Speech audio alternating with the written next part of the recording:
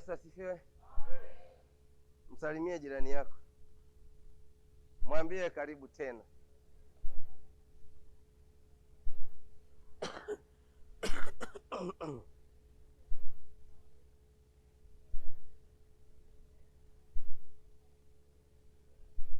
Hakikisha umezunguka, usiwe na ubinafsi.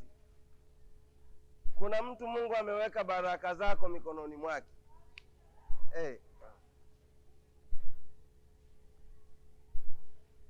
Kuna mtu unamuona ni mtu, kumbe ni malaika.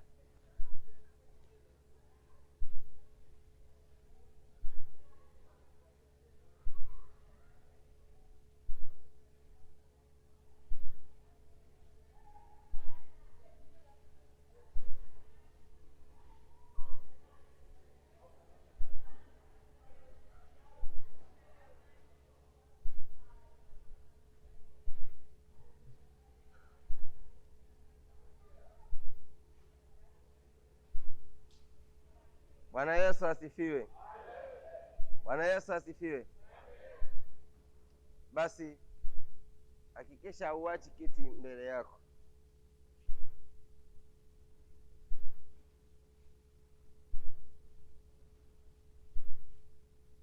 Hata kama ni vingi sana.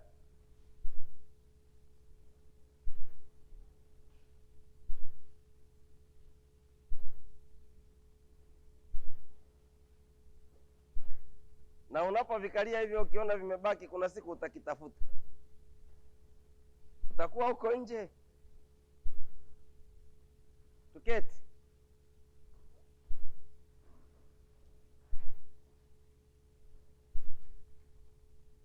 Yaani usiache kabisa kiti mbele yako.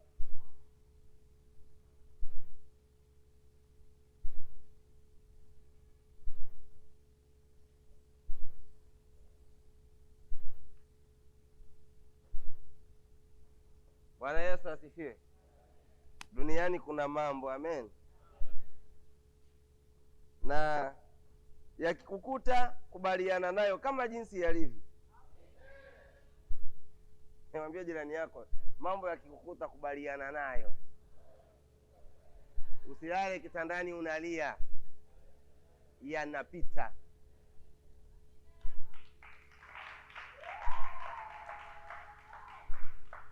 Kikubwa katika maisha yako, kwa lolote utakalokutana nalo ambacho unahitaji Mungu akutendee, ni kuulinda uhai wako.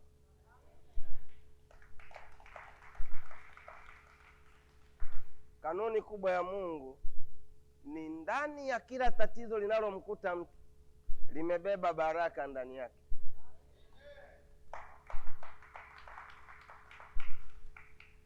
Ndio maana watu wanasema, na mimi mpaka sasa naamini hivyo, kwamba tatizo linabeba fursa za kukuinua kama utajua jinsi ya kulitumia vizuri. Amen. Na hasa kama utafunga kinywa chako.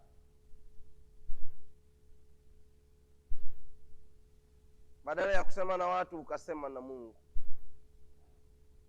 Badala ya kuwapigia watu simu ukapiga magoti ukampigia Mungu simu.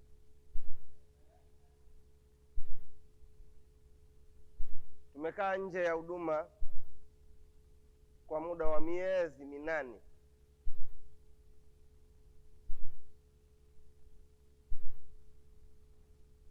Tulifungiwa huduma mnamo tarehe 31 mwezi wa 5 mwaka 2025. Tulifunguliwa tarehe 17 mwezi wa 12 mwaka 2025. Lakini hatukuwa na pa kwenda tena kwa sababu kanisa limeshavunjwa, studio imeshavunjwa. Kwa hiyo ilibidi tutafute tena neema ya kumshukuru Mungu tukiwa majumbani. Amen. Kwa hiyo imetuchukua tena mwezi mwingine, tarehe 17 mwezi wa 12 mpaka tarehe 17 mwezi wa 1 tukamaliza mwezi. Tumeshapewa kibali cha kuendelea na huduma, lakini hatuna mahala pa kufanyia huduma. Lakini ni kweli hatukuwa na mahala? Hapana. Tuna kanisa letu zuri kubwa, limejengwa, limekamilika, liko Nyantila. Amen. Lakini Nyantila tulishaaga. Sasa haiwezekani tukarudi tena Misri.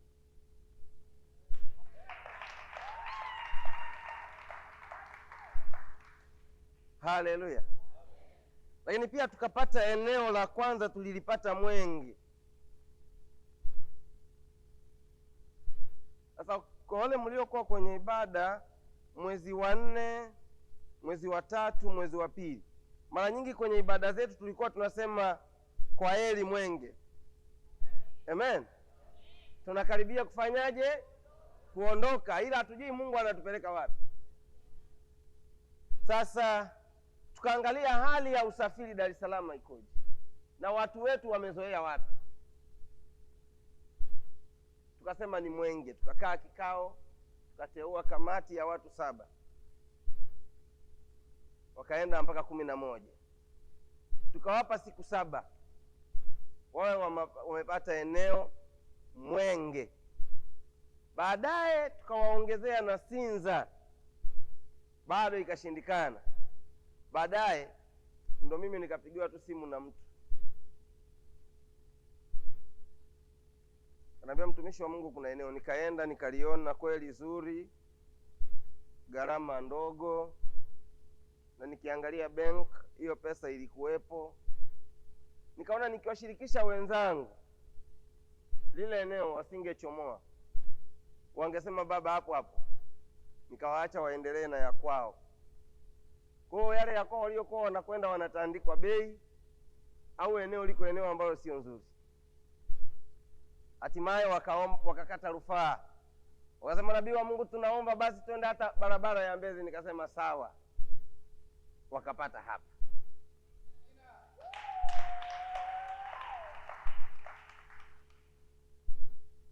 Tumepata hapa, tumekaa zaidi ya mwezi mahali hapa tukisubiri mtumishi mwenzetu aliyekuwa anaendelea na huduma hapa, na yeye aweze kujipanga, aweze kutafuta eneo lingine mahala anakokwenda. Kazi ya Mungu haifanywi na mwenye hela, kwamba ili mradi umelipa. Kazi ya Mungu inafanywa na mwenye hekima, subira, upako na huruma na upendo kwa watu wengine.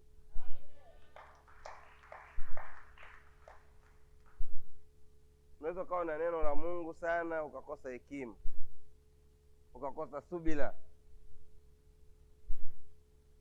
Kwa tunashukuru, hatimaye jana Mungu akamjalia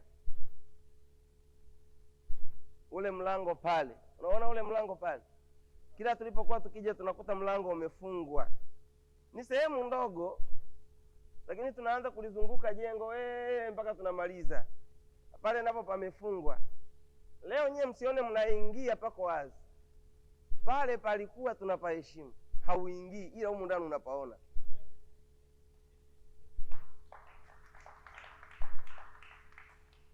Nikagundua kwamba katika maisha yetu tunakwamishwa na kitu kidogo sana, ila ili upite katika hicho kitu lazima uhitaji msaada kutoka kwa mtu mwingine au kwa Roho Mtakatifu. Tukamwambia sana Mungu, akatusaidia jana. Eneo hili hapa likawa wazi. Tukaja jioni tukafanya maombi. Tunashukuru Mungu, tukaagiza viti vikaletwa jana hiyo usiku. Wateule jana hiyo wakalala hapa.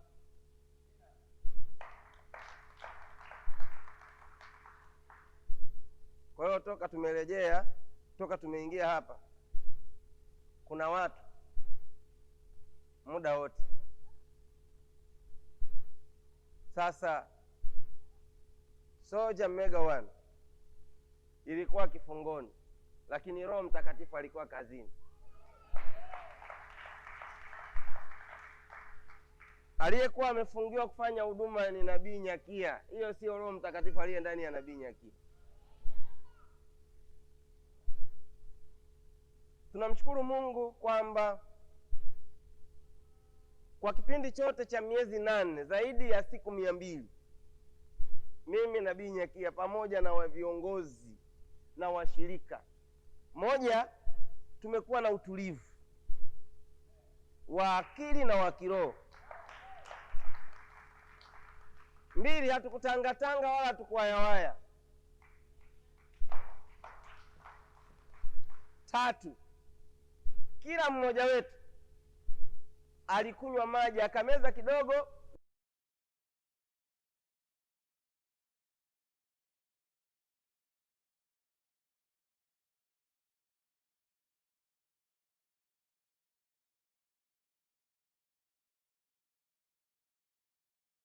vitanda vyetu, katika sebule zetu, kwenye maeneo yetu ya kazi. Hatukuhitaji kusema na wanadamu, hatukuhitaji kusema na vyombo vya habari. Kwa hali ya sasa yenye vyombo vya habari, ilikuwa tuongee mengi sana, ilikuwa tulalamike sana. Lakini kama wewe ni mtumishi wa Mungu unayewafundisha watu uvumilivu, unayewafundisha watu utii, unayewafundisha watu subira, unayewafundisha watu kwamba imani bila matendo hiyo imekufa, lazima kuna wakati ukubali wewe uwe darasa la kupita pagumu, ili wengine wanaokufuata yatakapowakuta wajue mimi si wa kwanza. Baba yangu wa kiroho alishamkuta, lakini alitoboa, lakini aliinuliwa. Baada ya miezi michache alitoboa, akawa namba 1 Tanzania. Nahitaji hiyo neema ije kwako, hiyo neema ije kwenye biashara zako, hiyo neema ya kutoboa ije kwenye familia yako, hiyo neema ya kutoboa ije kwenye maono ulionayo. Hautaishia mahala ulipo, lazima utasonga mbele, lazima utafaulu, lazima utamiliki, lazima utainuliwa. Wanaokusema vibaya lazima baadaye wakushangilie, wanaokudharau lazima baadaye watakushangilia, lazima wakuinamie. Kwa hiyo watu wa Mungu, kuna kawimbo kamoja huwa kanasema, haikuwa rahisi kufika hapa, ni mkono wa Mungu. Haikuwa rahisi kufika hapa, ni mkono wa Mungu. Umenibeba,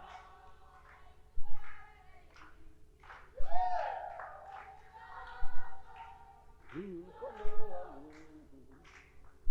Umenibeba, umenibeba, umenibeba, oh wa Mungu.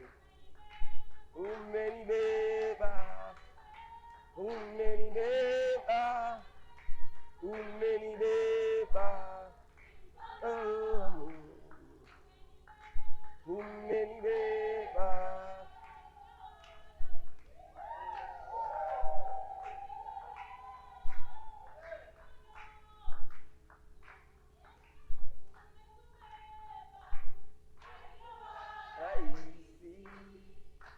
kufika hapa, ni mkono wa Mungu.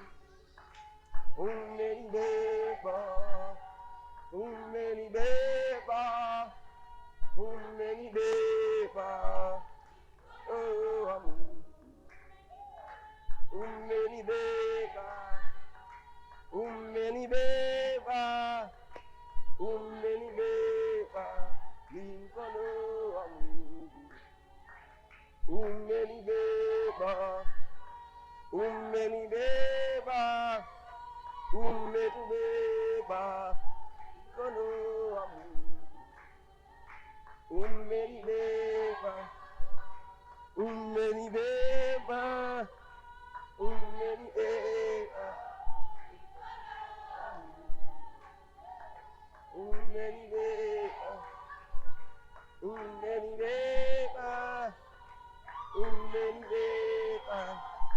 mkono wa Mungu umenibeba, umenibeba, umenibeba, ni mkono wa Mungu umenibeba.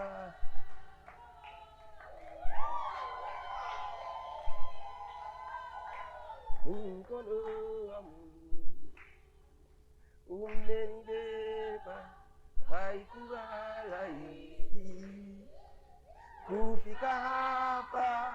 Ni mkono wa Mungu umenibeba.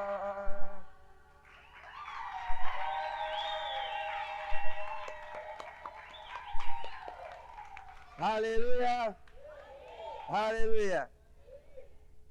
Haikuwa rahisi katika majira kama haya. Unaweza mpaka ukaikimbia familia, hata kama mimi baba yenu.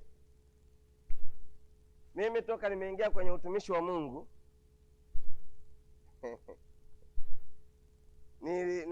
niliwahi kufanya biashara moja tu ya juisi ya miwa. Roho wa Mungu akanipofusha macho. Kwa nilikuwa nikienda kwamba naaga nyumbani, naenda kwenye eneo palipo na ile mashine yenye biashara ya juisi ya miwa. Nikimaliza eneo la nyumbani sioni tena, nikigeuka kurudi nyumbani macho yanaona. Wakiniletea zile hela walizouza juisi vijana, miguu inakuwa inatetemeka hivi mpaka napanda kitandani. Sasa unapandaje kitandani ulale na mkeo, miguu inatetemeka namna hiyo? Mmenielewa vizuri? Miguu ilikuwa inatetemeka, eneo kuanzia huko kurudi huku chini lote linatetemeka. Nilikuwa nafanya biashara ya kukausha dagaa kwa moshi. Natembeza maofisini na kwenda kwenye foreni za magari, nauza madirishani. Amen. Hiyo biashara, mtu akikwambia hivyo kwamba unauza kwenye foleni kwenye magari, anaweza kuona kama hauna akili. Lakini cha ajabu ni kwamba kuna siku nilikuwa napata faida mpaka 600,000 kwa siku moja.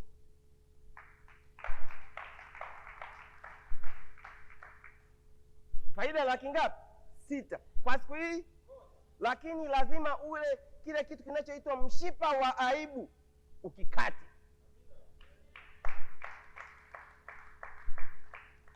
Alafu hapa ufungue zipu.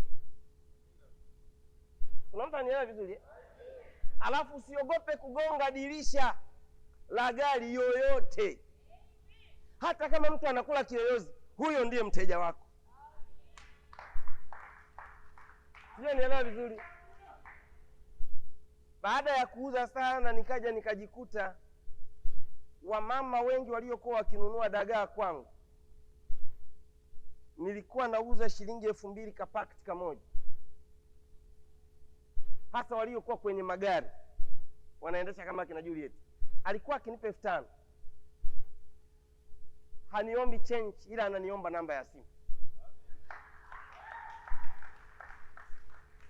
Kuna mtu amenielewa vizuri? Haombi nini, ila anaomba nini? Kwa ajili ya nini? Nimpelekee tena dagaa siku nyingine. Sema amina. Afya walikuwa wananiambia, "Wewe kaka, wewe kaka handsome, una macho mazuri lakini unauza dagaa."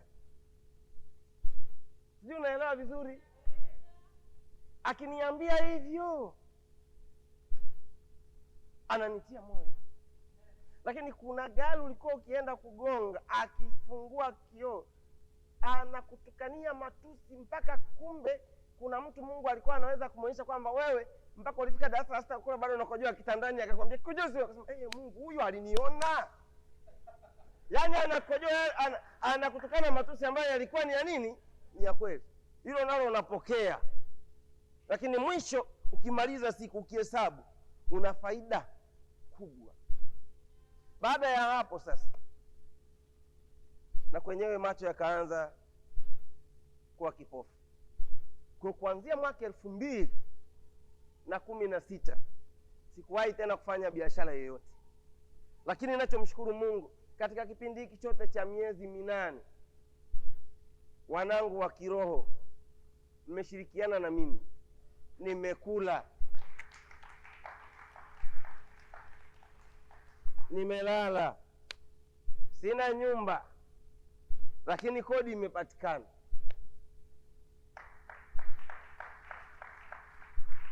Kwa hiyo wanasema kwamba haikuwa rahisi, lakini kulikuwa na mkono wa nani? Mkono wa Mungu.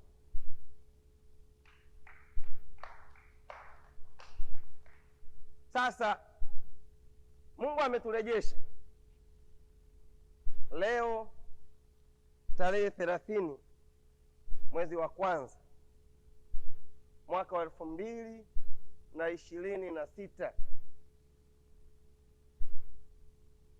Tumekutana tukiwa huru kuendelea na kazi ya Mungu.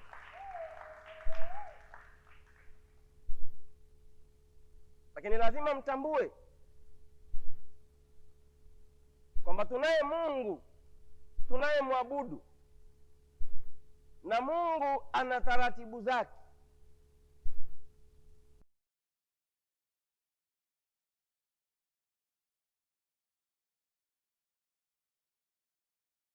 Ukikosea haufiki popote. Huwezi ukaupanda mnazi ukavuna mwaka huo huo. Lazima kwanza uwe na utaratibu wa kuweka chini, ukae usubiri.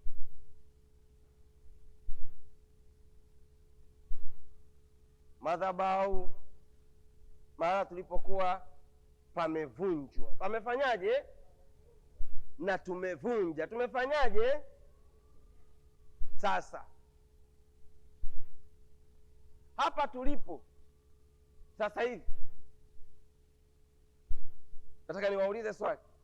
Hii ni madhabahu ya Mungu au ni jengo ambalo linafaa kwa shughuli yoyote? Kuna mtu ananielewa vizuri? Hili ni jengo ambalo linafaa kwa kazi yoyote. Wamama ambao mna kanga au vitenge, nendeni kimoja mfunge pale, kingine mfunge upande huu hapa, ili anayekwenda pale simuone.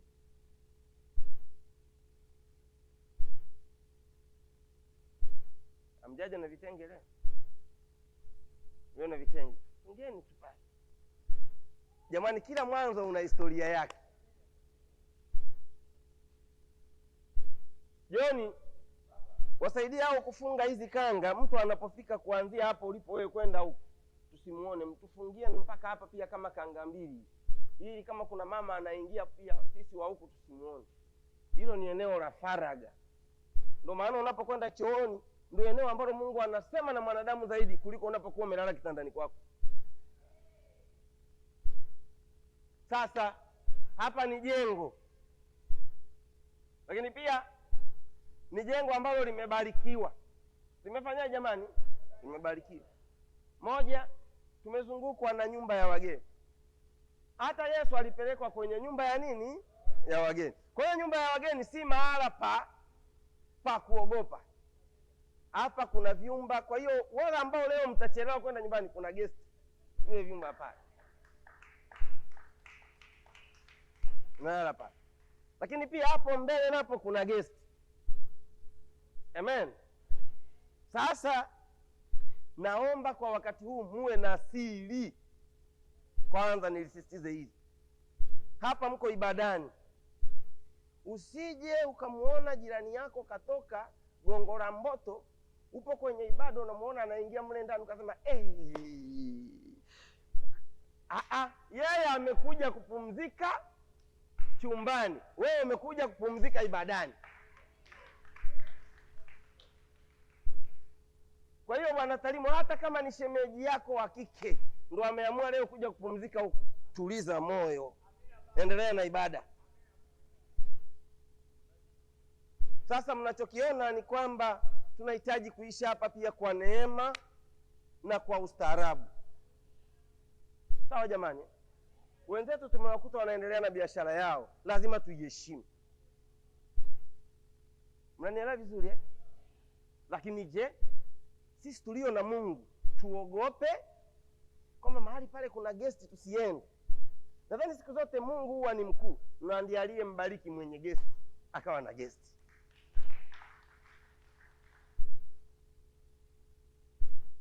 Kwa hiyo eneo letu limezungukwa na gesti. Maana yake ni kwamba hapa mahali lazima tupande madhabahu ya Mungu.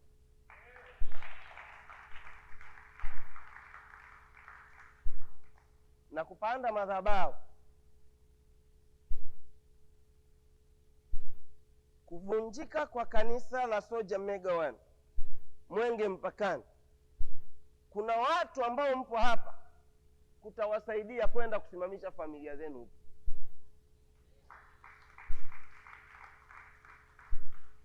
Kuna watu mmejenga nyumba kwenye makaburi, kuna watu mmejenga kwenye ardhi ya laana. Sasa hapa inabidi mnisikilize vizuri. Napowafundisha jinsi ya kujenga madhabahu, na wakati huo huo tunakuwa tunajenga madhabahu, hatuwezi tukatoka kule tulikokuwa kwa sababu tumekuta hapa pameinuliwa tukasema kwamba hapa ni madhabahu. Hapana, hii si madhabahu. Ilikuwa madhabahu kwa aliyekuwa anasali hapa, kwa sababu ameweka agano lake na Mungu wake. Sasa itakuwa madhabahu kwetu sisi baada ya kupatakasa na kupanda Roho wa Mungu aliye ndani yetu na kupawekea agano, pabebe neema tuliyopewa sisi na Mungu. Ndio maana hata wewe unaweza ukakuta mwenzako amelia chakula kwenye sahani, ni sahani nzuri. Kwa nini wewe haulii chakula? Unasema ni nini jamani? Ni chafu. Lazima ufanyeje? Ukiiosha ni safi.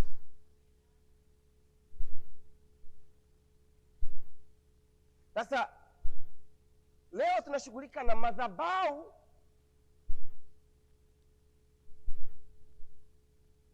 inavyofanya kazi. Sasa nataka kwanza uelewe jambo, na wale mliokuja na madaftari Mungu awabariki sana. Madhabahu ni nini? Madhabahu ni mahali pa wanadamu kukutana na Mungu. Madhabahu ni mahali patakatifu palipotengwa, pakatakaswa, pakatamkiwa agano, pakamwagiwa damu. Inaweza ikawa damu ya mnyama, damu ya kuku, damu ya ndege, damu ya ng'ombe. Au madhabahu hiyo lazima pamwagiwe maji. Kwa maana pakawepo na maji ya uzima, alafu pakawepo damu ya Yesu inayonena mema.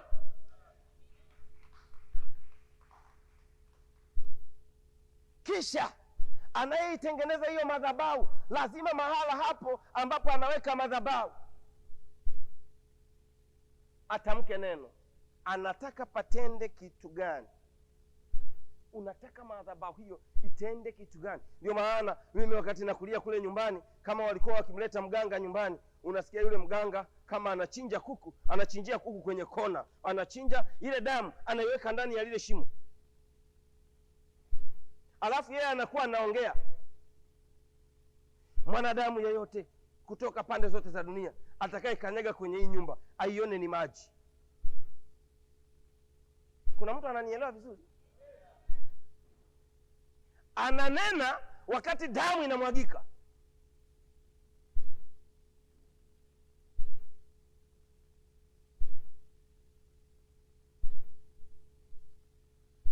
Na wengi hapa kabla mjaokoka mlileta waganga majumbani mwenu kuja kuzindika. Anapokuja kuzindika hafanyi kitu kingine, anaweka madhabahu pale mahala ambapo hiyo madhabahu ndio inakwenda kukulinda wewe na vitu vibaya, ndio inakwenda kukupa wewe baraka unapotoka na unaporudi. Kwa hiyo maana yake ni nini sasa? Madhabahu ni mahala ambapo wanadamu mmoja au zaidi ya mmoja au kikundi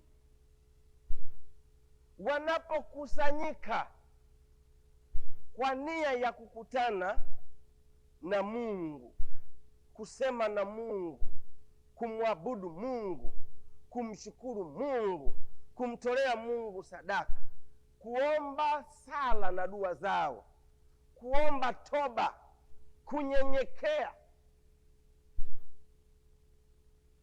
kuhitaji Mungu aweze kumtoa mtu mahala alipokuwa, amsukume, amuinue, ampeleke mahala ambapo anaona huyo mwanadamu kwamba hapa sasa hivi Mungu nastahili. Na ndiyo maana Mungu anapotendea hayo ndio tunaimba katika unastahili kuabudiwa, unastahili wewe Bwana, unastahili kuabudiwa, unastahili. Kwa nini tunaimba anastahili? Maana yake ni kwamba kuna vitu ambavyo anatutendea kwa uwezo wetu, kwa elimu zetu, kwa biashara, kwa umri hatuna uwezo, hatuna mamlaka, ila yeye tu ndiye tunayemtegemea. Sasa kwa kuwa tumeona kwamba madhabahu ni mahala ambapo tunakutana na Mungu, ukienda katika kile kitabu cha Kutoka sura ya 20 mstari wa 24 mpaka mstari wa 26,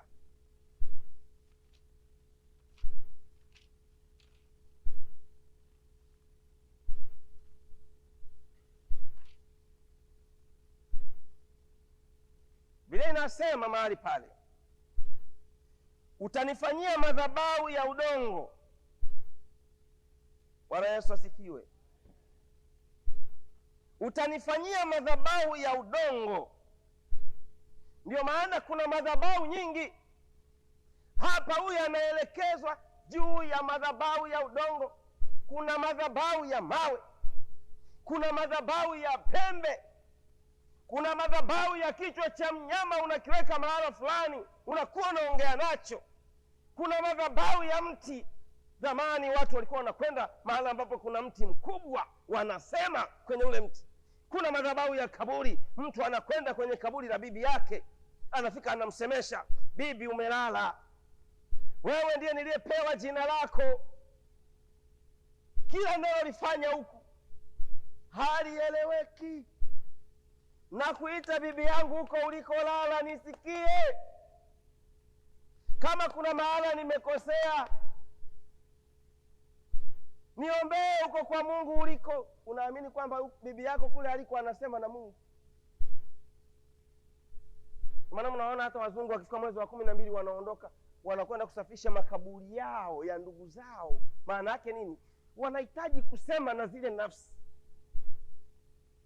Sasa kuna aina nyingi za madhabahu, lakini hapa tunaambiwa unijengee madhabahu ya udongo, nawe utatoa dhabihu zako juu yake. Madhabahu inajengwa kwa kitu maalum. Nataka hapa nikwambie jambo. Kama uliwahi kuvalishwa kitu chochote cha mganga, uliwahi kuchimbia kitu chochote kwenye mji wako, uliwahi kuweka kitu chochote kile ukanenewa mambo, ukanywa kikaingia ndani ya mwili na ukavunja masharti yake, umevunja masharti ya madhabahu.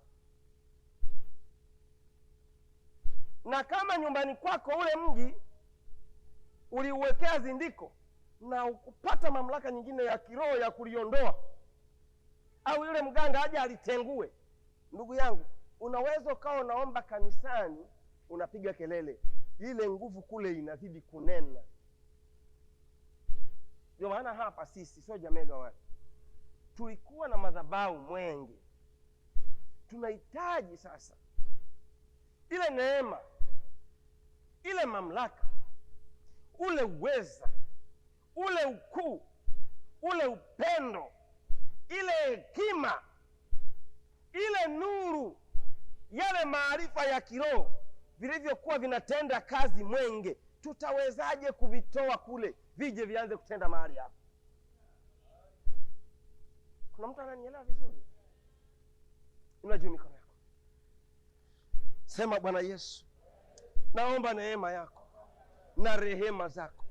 Kanisa la Soja Mega One lililokuwa Mwenge mpakani, wilaya ya Kinondoni, kata ya Kijitonyama, kuanzia leo tunatamka kwa mamlaka, tunatamka kwa damu ya Yesu, tunatamka kwa maji yaliyotoka kwenye ubavu wa Yesu, tunatamka kwa neno la Mungu aliye hai, ya kwamba kuanzia sasa tunaikamata ile madhabahu na nguvu zake na uweza wake na mamlaka yake na hekima yake na maarifa yake na ujuzi wake,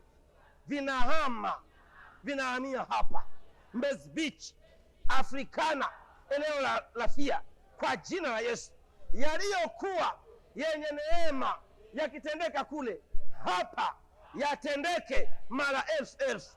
Yaliyokuwa ya uponyaji yakitendeka kule, yahamie hapa na yatendeke mara elfu.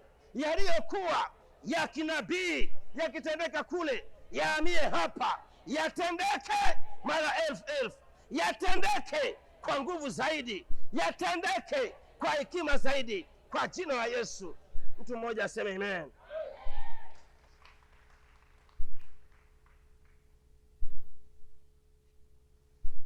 Biblia inasema kwamba sadaka hazitolewi kila mahali. Amen. Sadaka zinatolewa juu ya madhabahu. Sasa kama tunataka mahali hapa tulipokuja sasa pawe ni madhabahu, lazima tuhamishe kilichokuwa Mwenge kije hapa. Lakini hatutakiwi kuwa kama tulivyokuwa Mwenge, tunatakiwa kwenda zaidi ya mara elfu ya tulivyokuwa Mwenge. Sijui unanielewa vizuri? Kwa hiyo maana yake nini? Tunapohamisha ile neema iliyokuwa kule, lazima tuweke agano na Mungu, iwe sasa hapa ni neema ya namna gani.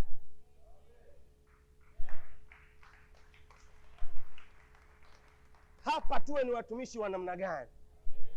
Hapa baba yenu wa kiroho Nabii Nyakia, Mungu sasa ampe jicho la kinabii la namna gani. Awe ni yule yule au kuna kitu kiongezeke ndani yake. Nidhamu ndani ya kanisa, utukufu dhidi ya dhambi ndani ya kanisa, upendo ndani ya kanisa, mahusiano ya watu wanapokutana hapa kanisani viweje. Unamchukuliaje unayemuona hapa ni mwanaume hajachomekea? Unaweza ukamwona hana chochote, lakini kumbe mbeleni Mungu alikuwa amekukutanisha na mtu anayekwenda kuona kitu. Utampokeaje? Utamjuaje huyu anakwenda kubarikiwa? Utamjuaje huyu ni mtu wa Mungu? Mnapomuona leo hana kitu, lakini amebeba neema ndani.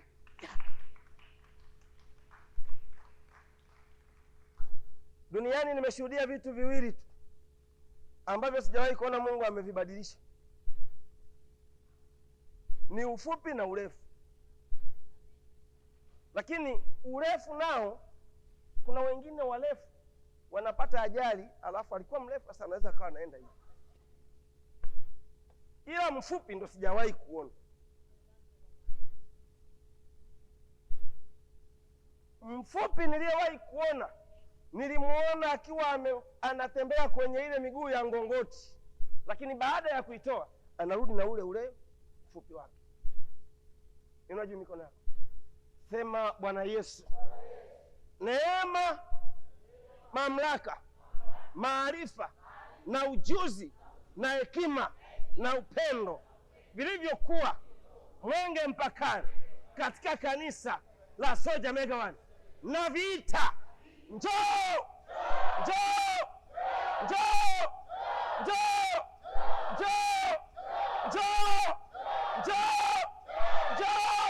njoo, njoo, njoo, njoo, njoo, njoo, njoo, njoo,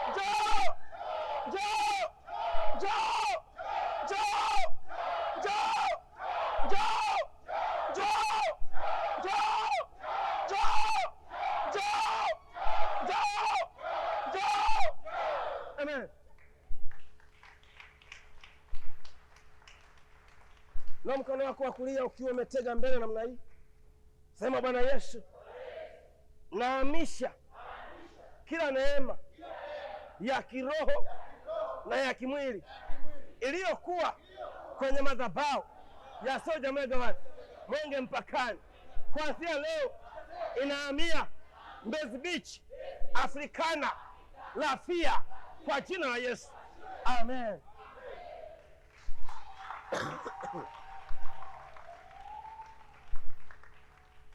Sasa nahitaji unyooshe mkono wako wa kushoto, elekeza huko, sema Bwana Yesu, nilivyovikosa katika madhabahu hili, kwenye madhabahu hii na kwenda kuvipata. Watu wote waliokuja kwenye madhabahu ile, walichokifuata ambacho hawakukipata kwenye madhabahu hii, wakipate, wapokee maradufu, waponywe maradufu, wabarikiwe maradufu, wafunguliwe maradufu kwa jina la Yesu, amen.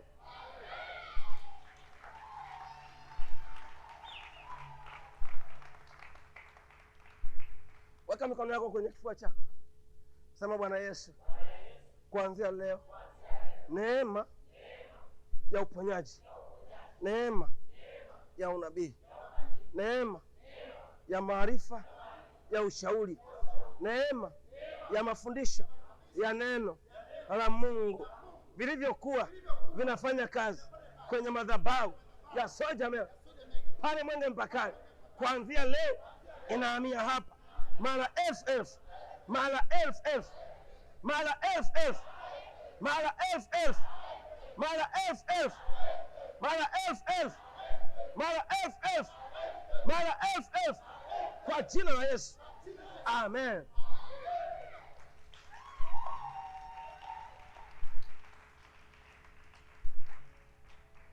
Na mikono yako, halafu huo unazunguka namna hii, sema Bwana Yesu, kuanzia sasa malaika wa utawala anakamata ili anga, malaika wa upako anakamata ili anga, malaika wa fedha anakamata ili anga, malaika wa uchumi anakamata ili anga, malaika wa familia anakamata ili anga, malaika wa ndoa anakamata ili anga, malaika wa biashara anakamata ili anga, malaika wa uzao anakamata ili anga, malaika mwenye vyeo anakamata ili anga, malaika wa uteuzi anakamata ili anga, malaika wa uchumba anakamata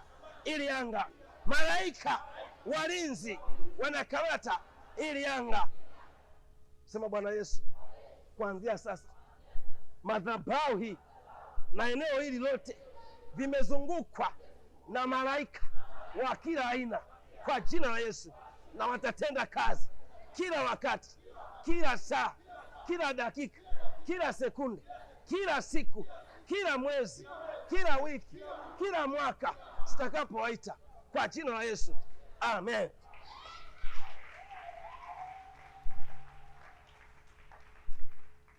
Naomba keti.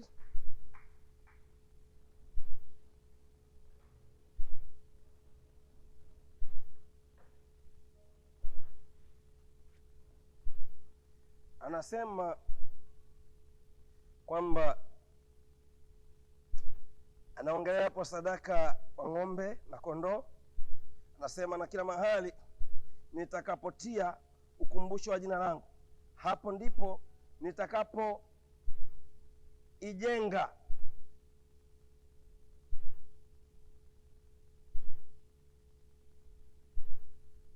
hapo ndipo nitakapoijenga, hapo ndipo nitakapokujilia na kubariki. Kwa hiyo kumbe Mungu ambariki mtu kila mahali.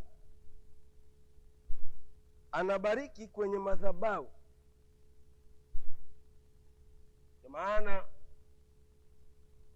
madhabahu zina viwango. Madhabahu zina nini? Zina viwango. Sio kila mahala unaweza kubarikiwa.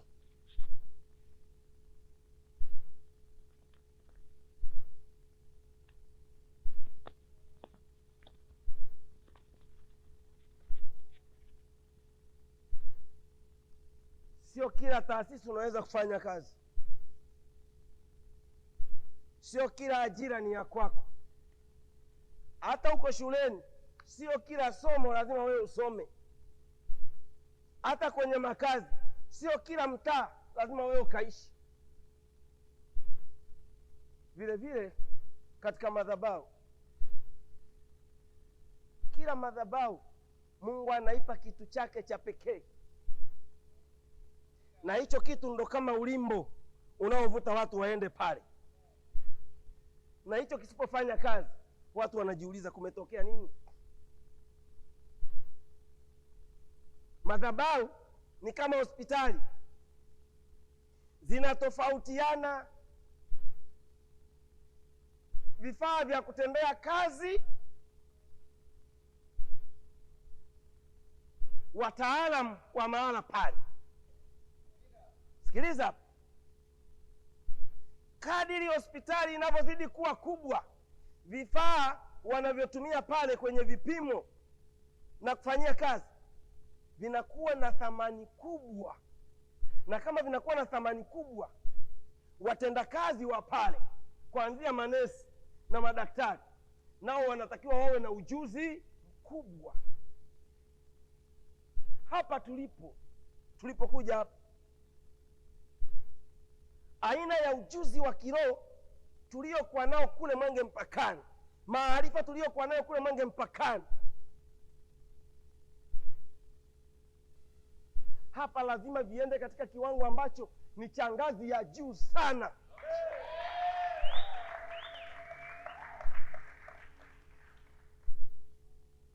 Kama Nabii Nyakia kule alikuwa anatoa unabii, unabii wa hapa lazima uwe ni unabii ambao viwango vyake, anayepewa unabii anatakiwa ajiulize, huyu ni mwanadamu wa kawaida au nimekuwa nikiishi naye simuoni? Na ninayeyatamka hapa ndiyo Mungu anayeweka ndani mwangu leo kwa jina la Yesu. Kwa katika kupanda madhabahu hapa, kama madhabahu ya Mwenge nilikuwa natoa unabii, maana yake kitendo cha Mungu kunihamisha pale kuja huku anatakiwa Mungu ajifunue zaidi, aende kwenye viwango vya juu zaidi. Lakini vipi maisha ya watu nilioambatana nao nikiwa nao kule Mwenge? Katika ulimwengu wa roho, unapoambatana na mtu anayeinuliwa na Bwana, kadiri yeye anavyozidi kuinuliwa, unatakiwa na wewe uinuliwe.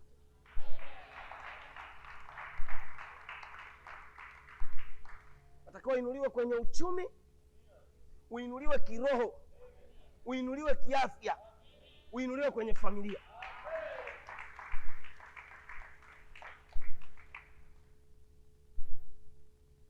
Ndio maana miezi michache ijayo, ukimwambia mtu mimi nasali kwa Nabii Nyakia, atakuwa anakuona kwa jicho la kitofauti. Kwa nini? Anajua kwamba uko mahala ambako kuna neema ya namna fulani. Kwa hiyo lazima anajua kama huyu anasali pale, lazima na hiyo neema atakuwa nayo. Inua mikono yako.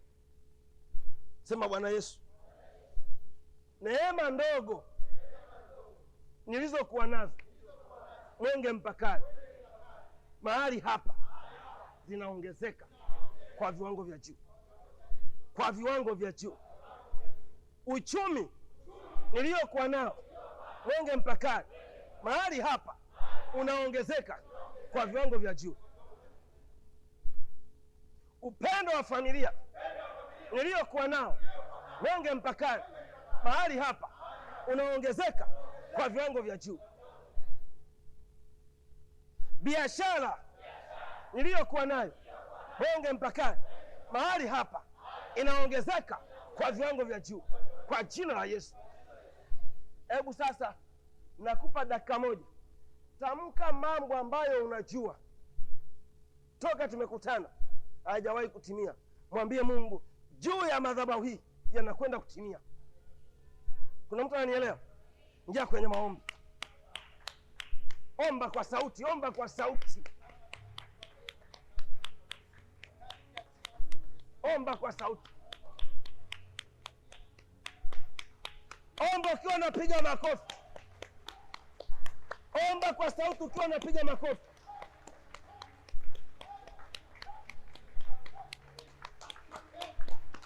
Baba, asante. Mahali hapa Mungu unakwenda kutenda mambo makubwa. Mahali hapa Jehova unakwenda kutenda mambo makubwa. Mahali hapa Bwana unakwenda kuwabariki watu katika viwango vya tofauti. Unakwenda kuwaponya watu katika viwango vya tofauti. Unakwenda kuwainua watu katika viwango vya tofauti. Unakwenda kuinua biashara katika viwango vya tofauti. Unakwenda kuachilia neema ya kinabii katika viwango vya tofauti. Kwa mamlaka ya jina la Yesu, mahali hapa Jehova unakwenda kupokea wageni kutoka mataifa mbalimbali. Unakwenda kupokea wageni kutoka mikoa mbalimbali. Unakwenda kupokea wageni kutoka wilaya mbalimbali. Mahali hapa Jehova watakuja watu wa mataifa mbalimbali. Watakuja watu wa mataifa mbalimbali. Watakuja watu wa mataifa mbalimbali. Mahali hapa Bwana, uchumi wa madhabahu hii unakwenda kuinuka katika viwango vya ajabu sana. Uchumi wa madhabahu, uchumi wa mashirika vinakwenda kuinuka katika viwango vya ajabu. Vinakwenda kuinuka katika jina la Yesu kwa viwango vya ajabu sana. Kwa viwango vya ajabu sana. Kwa viwango vya ajabu sana. Bwana, wanabii wanakwenda kuinuka kwa viwango vya ajabu. Viongozi wote wanakwenda kuinuka kwa viwango vya ajabu. Washirika wote wanakwenda kuinuka kwa viwango vya ajabu. Mahali hapa Jehova, hata serikali itafika mahali hapa. Viongozi wa mataifa mbalimbali watafika mahali hapa. Viongozi wa imani mbalimbali watafika katika madhabahu hii kwa mamlaka ya jina la Yesu. Kwa mamlaka ya jina la Yesu. Walio na magonjwa yaliyoshindikana mahali hapa wanapona. Walio na mikosi wanafunguliwa. Wasiokuwa na watoto wanazaa. Waliofilisika wanarudi kwenye uchumi wao, wanakuwa matajiri. Na walio matajiri wanazidi kwenda juu, wanazidi kwenda juu, wanazidi kwenda juu. Waliokuwa wamezuiliwa neema zao, neema zinaachiliwa, neema zinaachiliwa, neema zinaachiliwa, neema zinaachiliwa, neema zinaachiliwa, neema zinaachiliwa kwa mamlaka ya jina la Yesu. Neema zinaachiliwa kwa mamlaka ya jina la Yesu. Neema zinaachiliwa. Amen.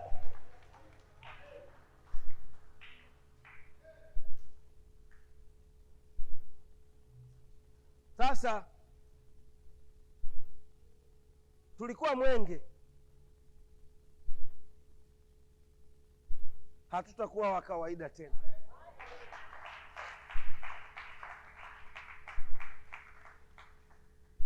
Baraka zitatoka madhabahuni, zitakwenda nyumbani kwa kila mtu atakaye kanyaga mahali hapa.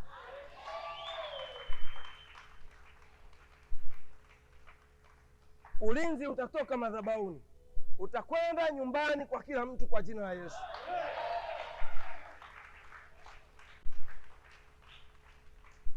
Uponyaji utaanzia madhabahuni, utakwenda nyumbani kwa kila mgonjwa kwa jina la Yesu. Naomba uketi na Mungu akubariki.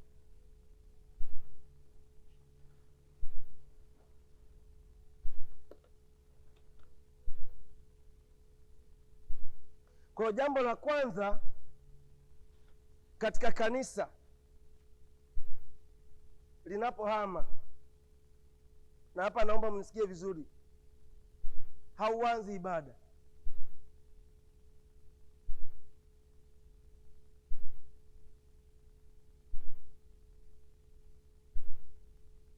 Hauhitaji watu wapi, hauhitaji umaarufu. Unahitaji kwanza kile kilichokuwa pale. Wale ambao mliwahi kuchukua mche, ni kama unachukua sepetu uende uking'oe, usikate mzizi, uondoke nacho. Alafu mahala unapokwenda kukipanda, ukikipanda uchimbe shimo, unapokikalisha chenyewe kisinyauke, kisigundue kwamba nimeenda eneo lingine. Maana yake nini? Kufungiwa miezi 8 bila kufanya huduma hakutakiwi kutufanya wanyonge katika madhabahu.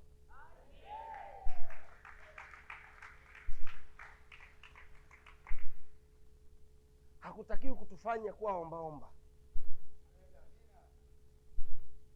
Hakutakiwi kutufanya tujilaumu wala tuilaumu serikali, bali tuseme Bwana, umeliruhusu hili, limebeba baraka ndani yake.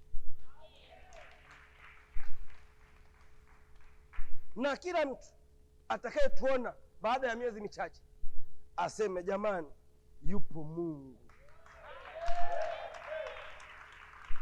Yupo Mungu.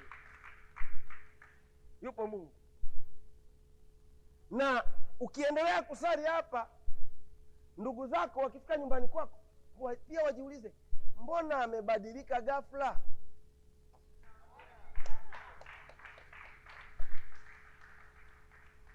Sasa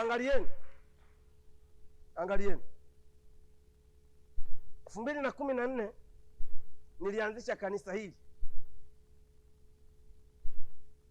nikiwa niko Mkuranga, kijiji cha Kisemvule, msituni.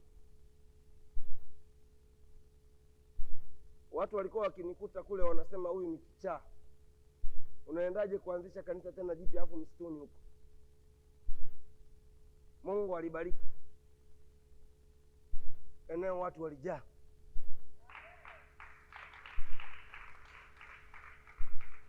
2015 watu wakawa wengi, ikabidi tutoe nyumbani tupeleke stendi. Ndani ya miezi 8 watu walikuwa wanakaa mpaka barabarani. Nikavunja, tukahama, tukaingia Dar es Salaam, tukaenda eneo moja linaitwa Lumo, tukapewa pale darasa. Ndani ya ibada 2 lile darasa likawa limejaa, tukahamia nje.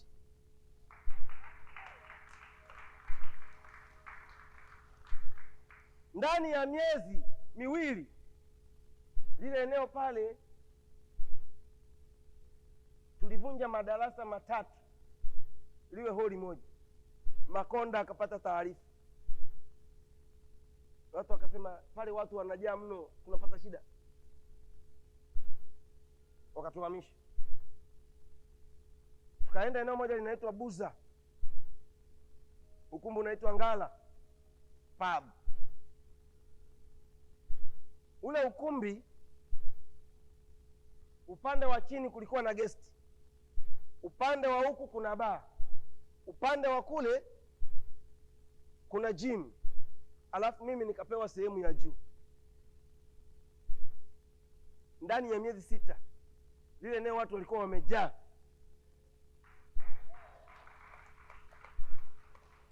Tukahama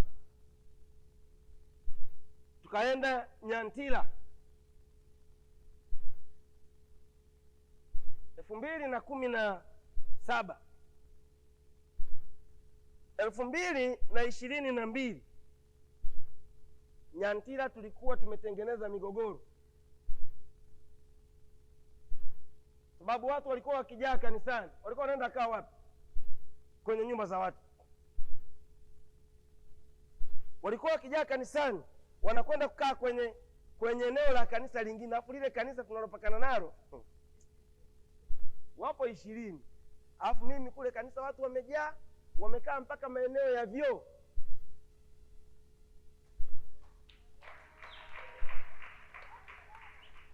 Unajua shida ilikujaje?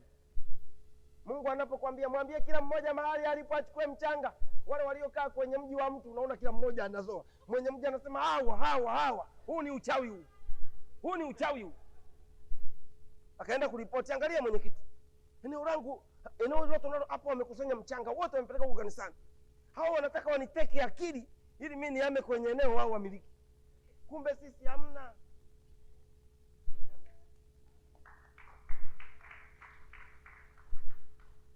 Mpaka tunahama pale.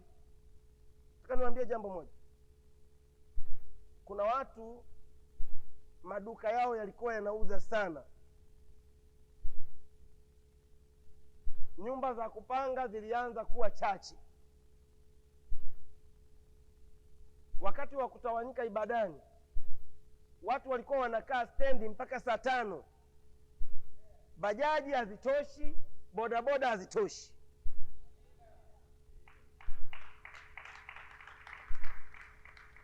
Mimi naambieni ukweli, hapa Rafia utasikia wanaanza kusema kwa Nyakia.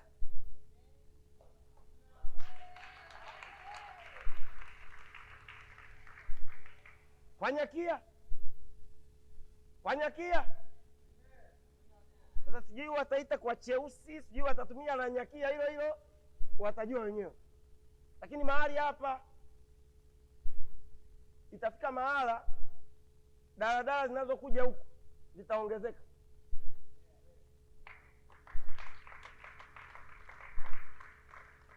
Bajaji zitaongezeka, bodaboda wataongezeka. Naomba uinue mikono yote miwili nikuombee jambo. Sema, Bwana Yesu, neema ya uchumi iliyokuwa kwenye madhabahu ya Soja Mega Wani Mwenge, mahali hapa tunaizidisha mara 1000 na tunaipanda juu ya madhabahu hii, ya kwamba kuanzia leo madhabahu hii itakuwa ni kitovu cha kuinuliwa kwa uchumi, kwa maskini, kwa matajiri, kwa jina la Yesu. Amen.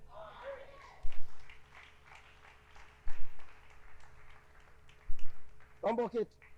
Lakini siri ya uchumi, kila mahala ambapo tumekuwa tukihamishia madhabahu, Mungu amekuwa akitubariki zaidi kwenye uchumi. Sasa tunatarajia hapa Mungu hatatubariki kwenye uchumi. Hapa Mungu atatushangaza.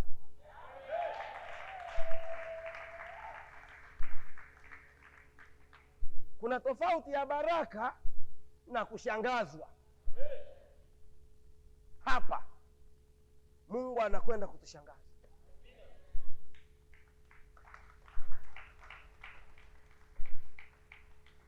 Kila kiongozi aliye juu ya hii madhabahu, uchumi wake unakwenda kushangazwa.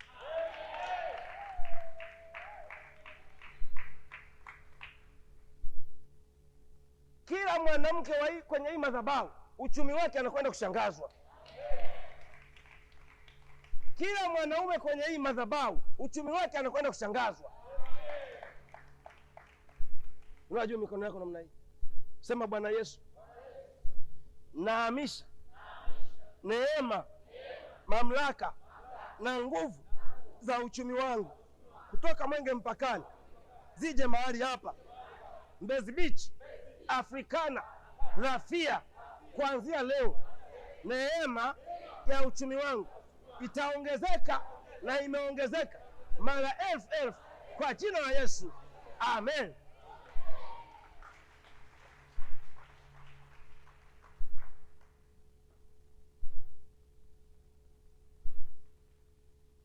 Mwenge tumetoka, tumehamia hapa.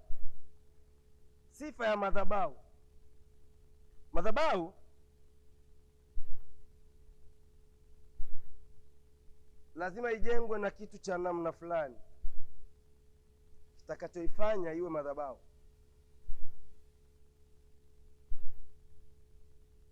Kuna madhabahu ni za udongo. Kuna madhabahu ikifika mahala utakuta wametundika kichwa, ni madhabahu. Kuna madhabahu wanapanda mti, familia inaabudu pale. Hapa leo mahali hapa, napenda niwaambie viongozi wote, ndani ya siku 7 hapa tutachimba hapa madhabahuni. Amen. Tutafanyaje? Mwambie jirani yako, tutafanyaje? Alafu kama kuna watu kwenye miji yao wanaweka ilizi, wanachinja kuku, wanaweka ng'ombe, mahali hapa baada ya kuchimba tutachukua Biblia, tutaweka chini.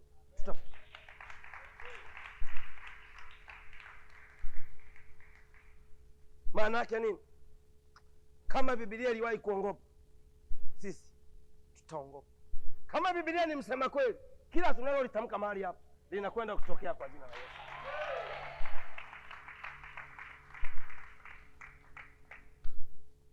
Pale mlangoni kuna watu, kila mlango wa nyumba yake ameweka ilizi. Kuna watu kwenye maduka wameweka ilizi. Kuna watu ofisini wameweka ilizi. Mimi pale mlangoni pale nitaweka Biblia chini.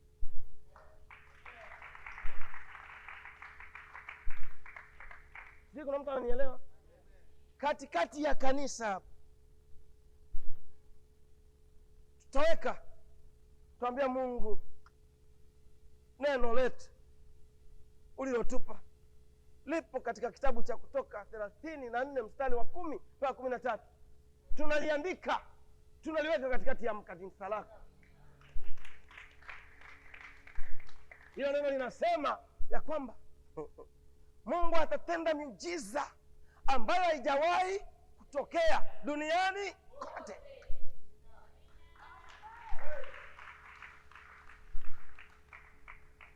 Kwa maana yake nini?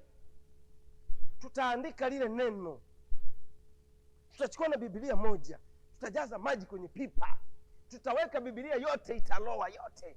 Alafu yale maji tutasema, Baba, tunajifungamanisha na neno lako la Kutoka 34 mstari wa 10 mpaka 13, unaosema kwamba tunatawanya haya maji mahali hapa. Yeyote atakaye kanyaga miujiza ambayo haijawahi kutendeka mahali popote alipowahi kwenda, itendeke kwake.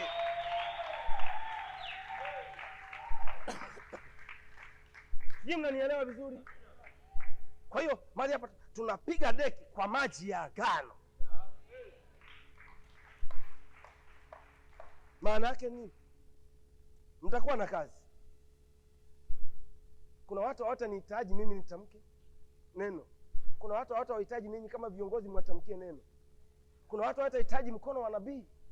Kuna mtu atakanyaga tu mwenyewe, ile nguvu tuliyoinenea inafanya kazi.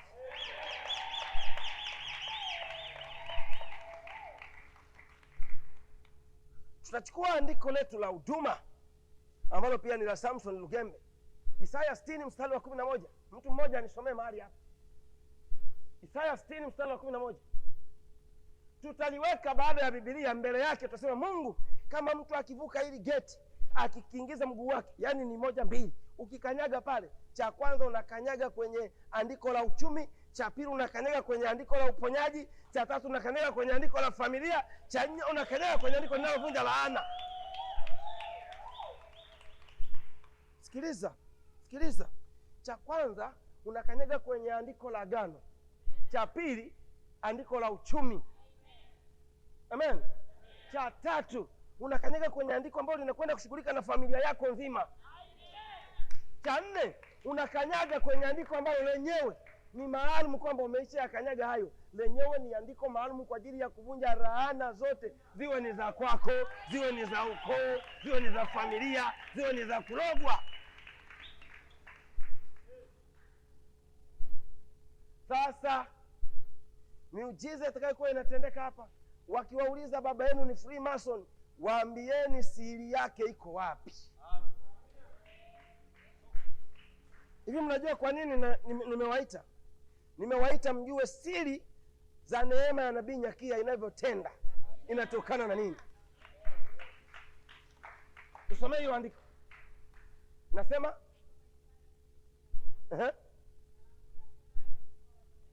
simama hapa, kila mmoja simama, inua mikono yako namna hii. Yeye atasoma alafu wewe utaitikia. Sogea, anza na neno mahali hapa, alafu soma hilo andiko.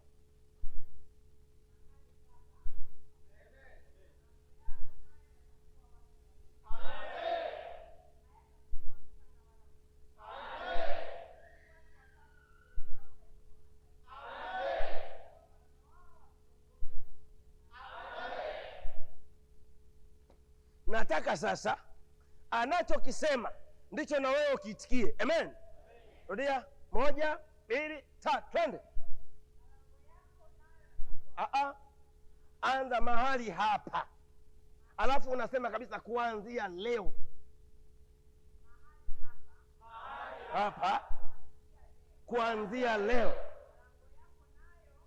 malango yangu nayo yatakuwa wazi daima, hayatafungwa mchana wala usiku, ili watu wapate kuniletea utajiri wa mataifa na wafalme wao wakiongozwa nao.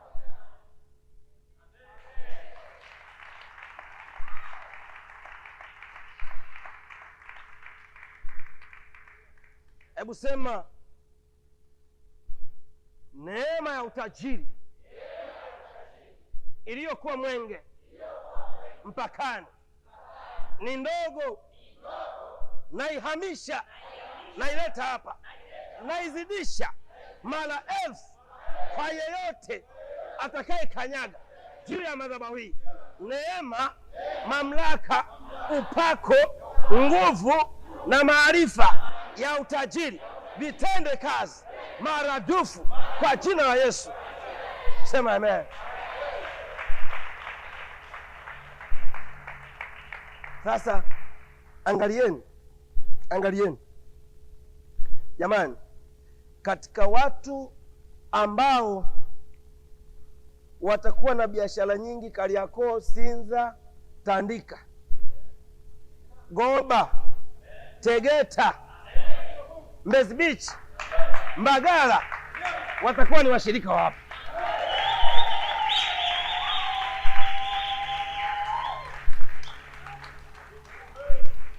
Yaani kuna maduka na magari utakuwa unakutana nayo ya abiria yameandikwa tu Soja Mega 1. Soja Mega 1. Soja Mega 1. Soja Mega 1. Soja Mega 1. Unajua ukibarikiwa huko kwa baba unaandika jina la baba.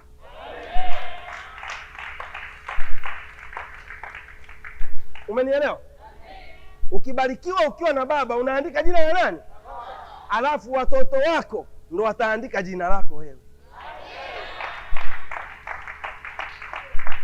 Sasa natamka kwa kiongozi yeyote wa madhabahu hii, kuanzia tarehe ya leo, mikono yako inayofanya kazi yoyote inakwenda kushika pesa.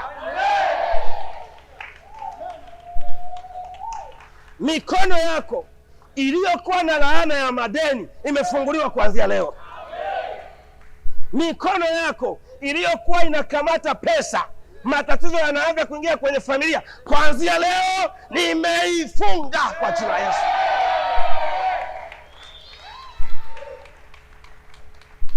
Na mikono, sema damu ya Yesu takasa mikono yangu. Damu ya Yesu takasa mikono yangu.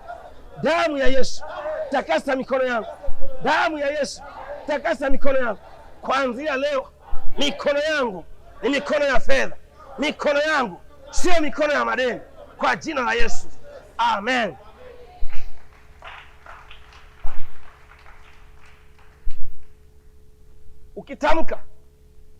Ukitamka alafu unamaanisha. Na bahati nzuri ibada hii inarekodiwa. Ipo siku tutakuwa tunaitazama tuko majumbani, alafu umeweka namna hii.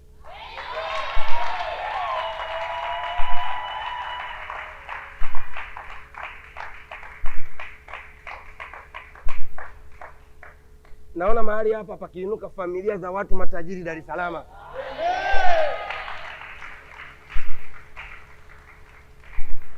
Naona mahali hapa zikiinuka familia za watu walio na biashara kubwa sana nchini.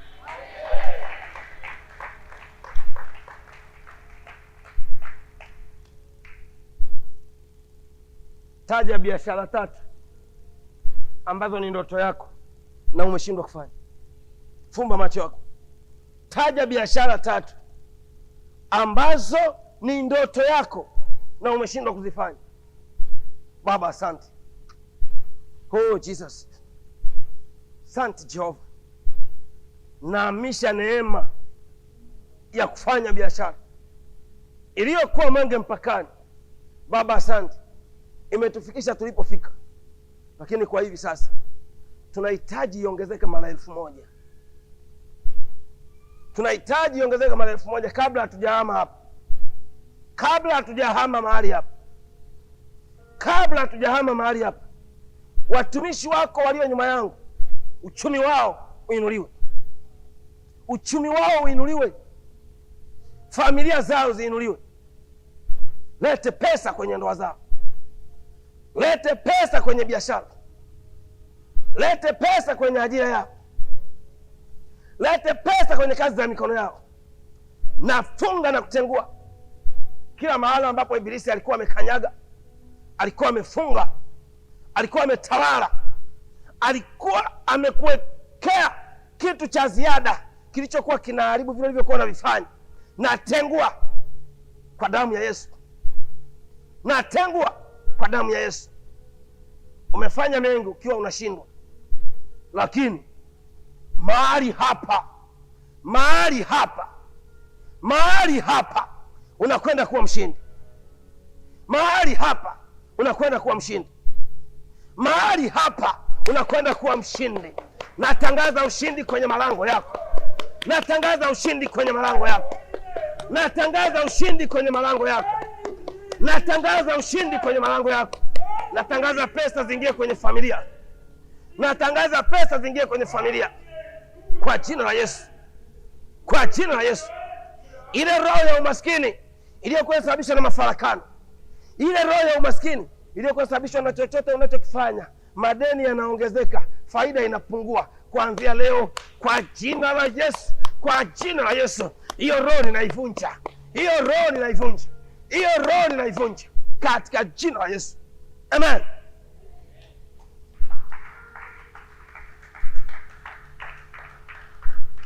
Fanya hivi mikono yako. Ingiza vidole namna hii, alafu kumbatia hivi. Sema, Bwana Yesu, aina yoyote ya uganga, ya uchawi, ya laana, ya matamko yaliyo mabaya vilivyofanyika kwenye maisha yangu, kuanzia leo vimefutwa, vimefungwa kwa jina la Yesu, kwa jina la Yesu. Kuanzia leo mikono yangu imetakaswa, biashara yangu imetakaswa, ajira yangu imetakaswa, uzao wangu umetakaswa kwa jina la Yesu. Amen.